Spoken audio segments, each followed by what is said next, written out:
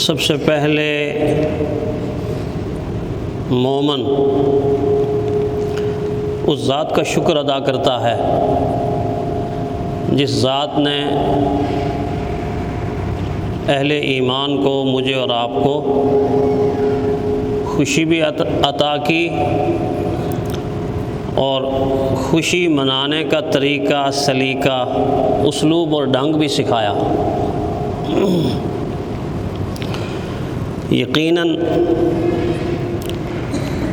عید الفطر ہو یا عید الاضحیٰ ہو، یہ خوشیوں کے تہوار ہیں اور خوشیوں کا خوبصورت اظہار ہیں، اور اس موقع پر مومن خوشیوں کے تہوار سے لطف اندوز بھی ہوتا ہے، خوشی کا اظہار بھی کرتا ہے، اور جو چیز خوشیوں کو دوبالا کرتی ہے یعنی ایثار بھی کرتا ہے۔ تو گویا عید وہ تہوار ہے جس میں خوشیوں کا اظہار بھی ہے، ایثار بھی ہے، اپنے مالک حقیقی سے پیار بھی ہے، اور جو یہ رویے اختیار کرتا ہے اسی پر آخرت کی نجات کا مدار بھی ہے۔ حضرت علی رضی اللہ تعالیٰ عنہ کی یہ بات بہت پیاری، بہت خوبصورت ہے کہ مومن کا جو دن نیکی میں گزر جائے وہ دن دراصل مومن کی عید بھی ہے اور مومن کی خوشی بھی ہے۔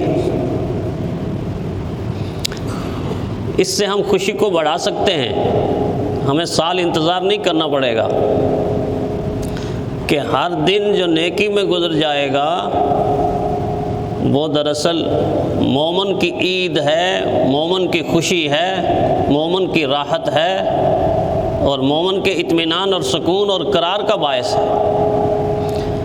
یا یوں کہا جا سکتا ہے کہ جس دن مومن گناہ سے بچ جاتا ہے، اس سے کوئی گناہ سرزد نہیں ہوتا، دراصل وہ دن بھی اس کی خوشی کا دن ہے، عید کا دن ہے۔ تو خوشی صرف دنیا کی ظاہری نعمتوں سے لطف اندوز ہونے کا نام نہیں ہے۔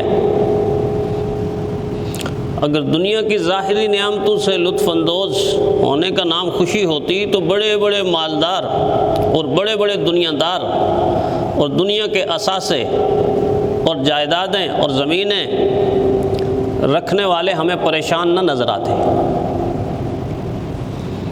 اس کا مطلب یہ ہے کہ خوشی دنیا کی نعمتوں سے صرف لطف اندوز ہونے کا نام نہیں، دراصل خوشی یہ ہے کہ انسان اپنی مرضی کو اپنی مالک کی مرضی میں فنا کر دے، اپنی مرضی کو اپنے مالک کی مرضی پر قربان کر دے، مالک کی رضا پر راضی ہو جائے۔ جب یہ مالک کی رضا پر راضی ہوتا ہے تو پھر مالک عرش سے اعلان کرتا ہے میں تم سے راضی ہو گیا۔ اور اس سے بڑی خوشی، خوش قسمتی اور کیا ہے کہ اللہ تعالیٰ اپنے بندے سے یہ کہہ دے میں تجھ سے راضی ہو گیا، تو مجھ سے راضی ہو گیا۔ اگر یہ کیفیت ہے تو پھر انسان غم کے عالم میں بھی خوشی کے پھول محسوس کرتا ہے،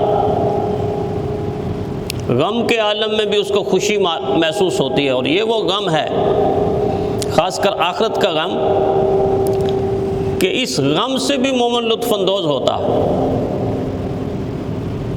جیسے کہا گیا نا کہ یاد میں تیری سب کو بلا دوں، اللہ تعالیٰ کی ذات سے، یاد میں تیری سب کو بلا دوں، کوئی نہ مجھ کو یاد رہے، کوئی نہ مجھ کو یاد رہے، سب خوشیوں کو آگ لگا دوں، غم سے تیرے دل شاد رہے، غم سے تیرے دل شاد رہے۔ اللہ جب تیری محبت میرے دل کے اندر آ جائے تو پھر ہزار غم بھی مجھ پر پر ٹوٹ پڑیں، ان غموں کے ہوتے ہوئے بھی لب مسکراتے رہیں گے، چہرہ کھلا رہے گا۔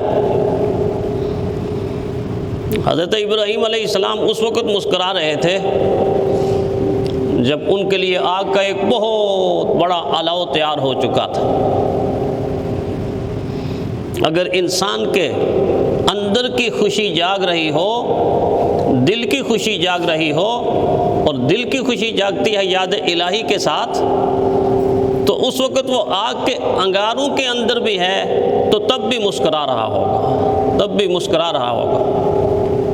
وہ مصائب کے طوفانوں کے اندر گرا ہوا ہے تب بھی وہ مسکرا رہا ہوگا، تب بھی اس کا دل مطمئن ہوگا۔ تو دیکھ لیجیے، آگ کے انگارے، آگ کے شعلے، آگ کا الاؤ سامنے نظر آ رہا ہے، اور پھینکنے والے بھی موجود ہیں، ڈالنے والے بھی موجود ہیں، اس کے باوجود چہرے کے اوپر مسکراہٹ چھائی ہوئی۔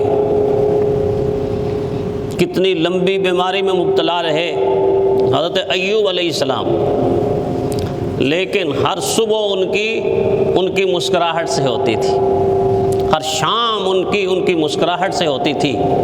کسی نے پوچھا، اتنی خطرناک بیماری کہ جسم سارا متاثر ہے اور اتنی لمبی بیماری کے طویل عرصہ ہو گیا ہے، آپ کے چہرے کے اوپر یہ مسکراہٹ، یہ سمجھ نہیں آتی۔ تو فرمایا جب صبح ہوتی ہے تو اللہ کا معصوم فرشتہ میرے پاس آ کر کہتا ہے، اللہ آپ سے پوچھ رہے ہیں اے ایوب تمہارا حال کیا ہے، اے ایوب تمہارا حال کیا ہے۔